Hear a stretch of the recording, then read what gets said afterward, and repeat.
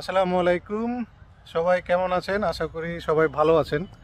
আজকে শুক্রবার আমরা ঢাকায় একটা ঐতিহাসিক স্থান, পুরান ঢাকার একটা ঐতিহাসিক স্থান এবং ঢাকার একটা ঐতিহাসিক স্থান, সেটা হচ্ছে লালবাগ কেল্লায় আসছি।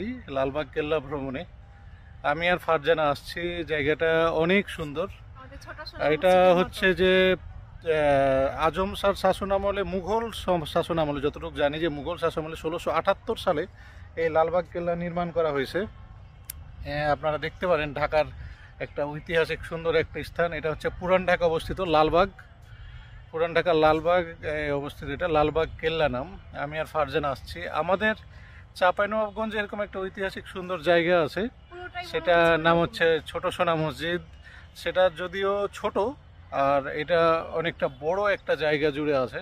খুব সুন্দর একটা জায়গা। আপনাদের আমি দেখাচ্ছি, পুরোটা ঘুরে দেখানোর চেষ্টা করছি। এই যে দেখেন, আমি ব্যাক ক্যামেরাটা যদি অন, খুব সুন্দর একটা জায়গা। ঢাকার মধ্যে আসলে ছুটির দিনগুলোতে আপনি এখানে আসতে পারবেন এবং পরিবার নিয়ে খুব সুন্দর একটা সময় কাটাতে পারবেন। অনেকে আসছে, দেখলাম যে এখানে স্কুলের ভ্রমণ আসছে, অনেক স্কুল কলেজ থেকে ভ্রমণে আসছে এখানে।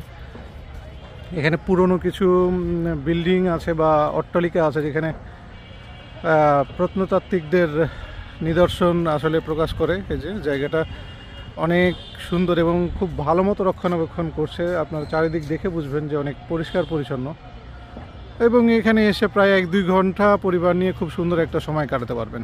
ধন্যবাদ সবাইকে।